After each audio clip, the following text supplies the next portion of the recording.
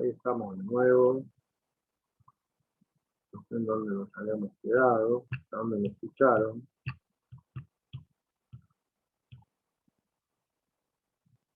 Estaba diciendo, ¿no?, que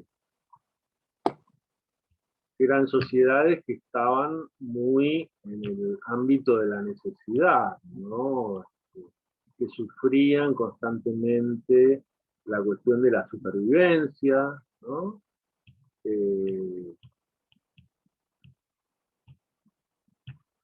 En las que la iglesia y la religión tenían un peso muy grande, ¿no?, una importancia muy grande.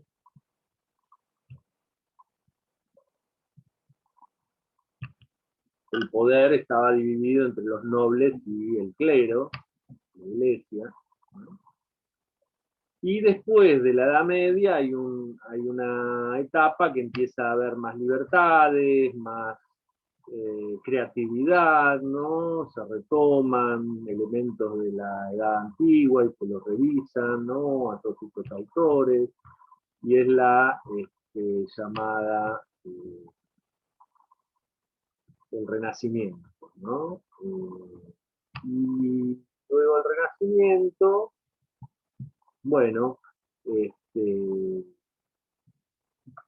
llega más o menos esta época en la que ya los países europeos están más constituidos, ¿no?, los reinos europeos, ¿sí? Y hay un avance muy fuerte de ideas, ¿no?, vinculadas a lo científico, ¿no? A partir de la filosofía, ¿no?, la ciencia empieza a tener cada vez más peso en la visión de cómo son las cosas, cómo es el mundo, ¿no? Y este señor Descartes es un matemático, ¿sí?,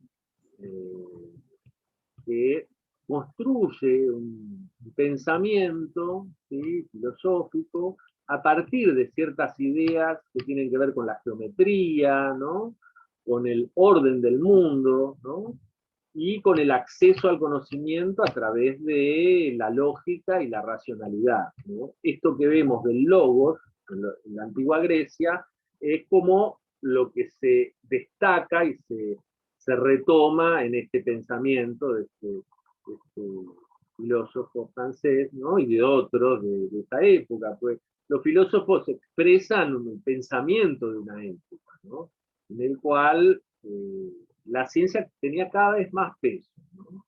Por supuesto estaban, digamos, en lucha con las ideas religiosas, ¿no? La religión tenía su importancia, ¿no? Se perseguían a todos los pensadores y estudiosos que se iban, ¿no?, con ideas fuera de la religión, ¿no? Entonces, ahí nos vamos a encontrar que tanto en el discurso del método como en las meditaciones metafísicas, lo que hace Descartes muy inteligentemente es retomar, ¿no?, la idea de Dios, ¿no?, y empezar a probar su método, ¿sí?, porque él lo que quiere hacer es eh, crear un método de pensamiento racional, ¿sí?, buscando las causas primeras, ¿no?, y dudando de todo, ¿sí?, dudando de esas causas, dudando de las afirmaciones, dudando de todo lo que le había sido enseñado hasta ese momento, ¿no?, todo lo que había aprendido, ¿no? Y a través de ese método racional, lógico, ¿sí?, evaluar y construir una visión del mundo, ¿no?, basada en ese método, ¿no? Y muy inteligentemente toma a la existencia de Dios como primera cuestión a discutir, a dudar y a probar, ¿no? Y, evidentemente con su método logra probar, ¿no?, la existencia de Dios, y es muy interesante porque eso también es como que lo trata de atajar las posibles críticas o represalias de parte de la iglesia, ¿no? Cosa que no lo consigue del todo, porque en esa época eran muy puntillosos, ¿no? Estaba la Iglesia Católica que tenía la Inquisición, entonces había toda una serie de censuras, persecuciones, ¿no? Cuestionamientos, ¿no? Y no te podías hacer muy el vivo, ¿no? Ya conocen lo que le pasó a Galileo Galilei, ¿no? Que casi lo queman vivo en la hoguera y tuvo que retractarse de sus ideas, ¿no? Y qué eran las ideas tan terribles que había enunciado Galileo Galilei, que básicamente no éramos el centro del universo, la Tierra no era el centro del universo, los planetas y el Sol no giraban alrededor de la Tierra, sino que la Tierra giraba alrededor del Sol, ¿no? A partir de sus observaciones, ¿no? Entre otras, tomadas de Copérnico y demás, tomando estas observaciones, ¿no? A través con instrumentos, ¿sí? Probándolas, experimentándolas, y lo habían cuestionado seriamente, lo habían encarcelado, lo habían torturado, ¿no? Y casi lo mandan a la hoguera. ¿Cómo se salvó? Y bueno, tuvo que retractarse, como muchos otros, ¿no? De lo que había publicado, ¿no? Entonces las ideas no circulaban libremente. Otro de los elementos de las democracias modernas. Se supone que en las democracias modernas, ¿no? Las ideas tienen que circular libremente. ¿Por qué? Porque son un bien común. Se supone que las ideas nos hacen más libres, ¿no? Como decían los revolucionarios de la Revolución Francesa, ¿no? La libertad de ideas, ¿no? No censuradas por alguien, ningún estamento que está por arriba de otro, ¿no? La libertad de expresión, ¿sí? Ese es uno de los elementos de las democracias modernas, ¿no? Que se discuten mucho, se pelean mucho y han librado muchas batallas, ¿no? Culturales, ¿sí? Culturales y físicas por la libertad de expresión, ¿no? Eh, entonces, bueno, la propuesta es que empiecen a leer, ¿no? El texto de Descartes, yo les dejé ahí este, el libro, el discurso del método, ¿no? Como para que empiecen a leer el prólogo de uno de los eh, autores de esta antología, ¿no? De este libro, eh, la traducción, ¿sí? Que cuenta un poquito la biografía de Descartes, sintetiza varias ideas acerca del método, ¿no? Que se desarrolla, ¿no? Y en el capítulo 2, la segunda parte, ¿no? Descartes lo sintetiza, digamos, lo expone al método. Entonces la idea es que traten ustedes con sus propias palabras de describir cómo es este método, ¿no? Y verlo en función de este pensamiento de Descartes, ¿no? Y junto con eso les dejo un video de un programa de Canal Encuentro, eh, con este filósofo argentino, Darío Steinschreiber, ¿no? Que habla de la modernidad, ¿no? Como la época en la que se desarrollan todas estas ideas de Descartes y otros autores, filósofos, científicos, estudiosos, intelectuales, ¿no? Y ese es como el marco que permite, ¿no? Este gran salto de la sociedad hacia un nuevo camino, una nueva manera de relacionarse, ¿no? Que va a terminar en las luchas eh, por la democracia, ¿no? La búsqueda de que esas voces, ¿no? De los ciudadanos tengan una representatividad, ¿no? Eh, que no haya estamentos por arriba de otros, ¿no? Como ideal, ¿no? Eso, eso ha llevado a muchas batallas, ¿no? Concretas, ¿no? Revoluciones, eh, organización de grupos sociales, políticos, obreros y demás, ¿no? Y culminó en el siglo XX con una masificación de las democracias, ¿no? En Occidente, ¿no? En Oriente es otro juego, ¿no? Nosotros estamos pensando en la historia occidental, que es nuestra tradición. Ahora, por supuesto, Santiago, por Oriente. Dime. ¿por qué creo que jamás, está bien, a la secundaria y alguna que otra vez que haya estudiado, pero jamás nadie habla de Oriente? Es muy poco lo que se habla. Están los persas, las guerras púnicas, las guerras de los persas contra los griegos, ¿no? En la antigüedad, ¿sí? Que ahí había una gran influencia, ¿no? Pero si ustedes ven nomás History Channel, en los programas así históricos, es muy interesante ver cómo los grandes imperios de Occidente y de Oriente estuvieron muy relacionados a lo largo del tiempo, ¿no? Y hubo una serie de influencias muy fuertes de China con Europa, ¿no? China fue un gran centro de poder durante muchísimos años, ¿no? Ahora vuelve un poquito a ser el centro de poder del mundo, ¿no? De avance, ¿no? Tecnológico, de avance científico, ¿no? De crecimiento económico y demás. Y hubo, ¿no? La famosa ruta de la seda, ¿no? De Marco Polo, ¿no? Que iban los comerciantes hasta Extremo Oriente y volvían con mercaderías, con ideas, con inventos, ¿no? Eh, comida, ¿no? Que se traía de allá y recetas, ¿no? Nuevas, ¿no? Europa se alimentó todo el tiempo de Oriente. Muchas veces no se lo pone como en la historia oficial, ¿no? Esos inventos, esas influencias, pero si uno empieza a rastrear, hay un ida y vuelta, ¿no? Importante, ¿no?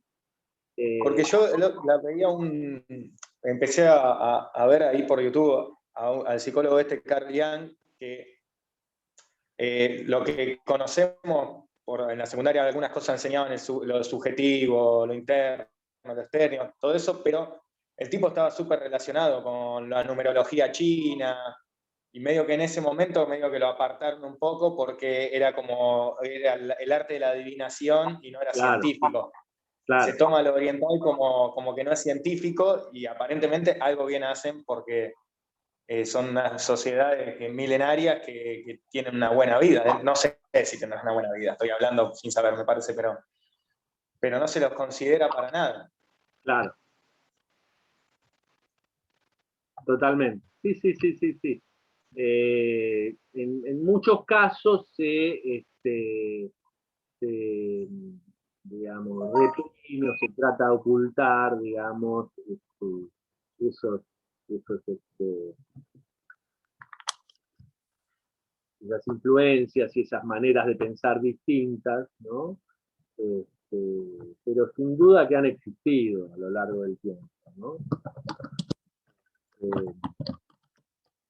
Así que bueno, un poco la idea es que ustedes lean este texto, ¿no? Estos capítulos, ¿sí? El prólogo, el capítulo del prólogo, que escuchen el programa porque es interesante, porque siempre trae como medio ficcionalizaciones, ¿no? Escenificaciones de los debates, de las ideas, ¿no? De las problemáticas, ¿no? Aparece el término de subjetividad, ¿no? Aparece el término de individuo, de sujeto, ¿no? Que aparecen como nuevamente, o como por primera vez, digamos, en el centro, ¿sí? La modernidad trae una nueva sensibilidad. Ya no es Dios arriba de todos nosotros el que dicta las cosas y la visión unificadora del mundo, sino esto vuelve al ser humano, ¿no? Al individuo que está en el centro. tal como la Tierra no era el centro y Dios no era el centro, ahora pasa un poquito al sujeto, ¿no? La idea de ciudadano, la idea de individuo, ¿no? Que toma decisiones, que tiene su visión del mundo, que tiene su palabra, que la hace valer. Todas esas cuestiones son nuevas, ¿no? Y entran en conflicto con una visión anterior que está más ligada a lo divino, al rey, ¿no? Al poder único, ¿sí? De una persona. ¿Sí? Al rey no era que lo elegía el pueblo, lo elegía Dios. ¿Sí? Los reyes que existen todavía, como este, en algunas sociedades, ¿no? Son elegidos por mandato divino. Esa es su fundamentación, ¿no? Entonces fíjense cómo está muy relacionado todo lo religioso y lo eclesiástico con la nobleza, ¿no? La figura del rey es una figura extrahumana, ¿no? Cuando en sus orígenes era como el más capaz de una casta poderosa, el más capaz, el más inteligente, el que podía llevar esa sociedad mejor adelante, ¿no? Y después la religión empezó a fundamentar, ¿no? esa capacidad en algo divino, ¿no? Y la democracia no, la democracia es la igualdad de los comunes, ¿no? Todos podemos acceder eh, al cargo mayor de presidente, ¿no? Presidenta, ¿no? Si somos ciudadanos de esta sociedad, ¿no? Por lo menos idealmente, ¿no? Entonces todos nos podemos postular, ¿no? Decimos, bueno, no nos gusta cómo están las cosas, bueno, hagamos un partido político, veamos cómo nos va en Vicente López, ¿no? A ver quién, ¿no? ¿Qué ideas tenemos? ¿Sí? Y podemos empezar a discutir en la arena política. Sobre todo eso no existía, o por lo menos era muy... no era pensado siquiera, ¿no? Por la sociedad, ¿no? Porque los cambios también tienen que ver con las cosas que la sociedad cree posibles en determinado momento, ¿no? A nadie se le ocurría formar una agrupación política o un partido y discutir el poder con otros en elecciones libres, ¿no? Lo que se hacía cuando no le gustaba un rey o un rey era muy impopular, lo mataban, ¿sí? Se lo eliminaba al rey, ¿no? Venía otro y, ¿no? Era eso. ¿Sí? Cuando no funcionó, Fuente Ovejuna, ¿no? La novela, la obra de teatro. Bueno, había abusos, entonces liquidamos al señor feudal, ¿no? No es que, y después no es que hay una elección y el más inteligente o el más capaz accede al puesto ese, no, viene otro, ¿no? De la misma casta, ¿no? Entonces la modernidad trae cosas nuevas, una nueva manera de sentir, una nueva manera de percibir el mundo, la idea del cambio, ¿sí? La idea del cambio es uno de los motores, ¿no? de la modernidad, todavía la tenemos, ¿no? Y hay toda una discusión si estamos en una fase de la modernidad o hemos pasado a la posmodernidad, hubo toda un par de décadas que se discutió mucho esto, el debate modernidad-posmodernidad, no sé si vamos a llegar a verlo, pero sobre finales del siglo XX se discutió mucho esto. En qué instancia estamos, ¿no? Si hay una instancia distinta de la modernidad o todavía esto es una fase de la modernidad, ¿no? Entonces, bueno, me parece que ahora ya nos estamos metiendo más de lleno en lo que son las problemáticas filosóficas contemporáneas. Por supuesto, siempre vamos a charlar y dialogar con los antiguos griegos, que ellos nos alimentan con conceptos, con ideas, ¿no? Y con esta red, ¿no? Sobre la cual se fue edificando las ideas filosóficas, ¿no? De los distintos modos de pensar el mundo a través del tiempo, ¿sí? Y de los autores. Pero bueno, me parece que Descartes nos abre un gran camino para pensar el presente, ¿no? Así que bueno, lo principal es que lean el texto, que vean el video, y si pueden avanzar con algunas ideas sobre el método cartesiano, lo suben al foro, y lo mismo con respecto a dudas, preguntas del video, todo lo que les surja como, bueno, esto no lo termino de entender, esto me parece medio confuso, esto me gustaría charlarlo más, lo ponen en el foro, ¿sí? Porque eso nos permite como discutir más acá en los encuentros. ¿Les parece? Sí, perfecto, profe.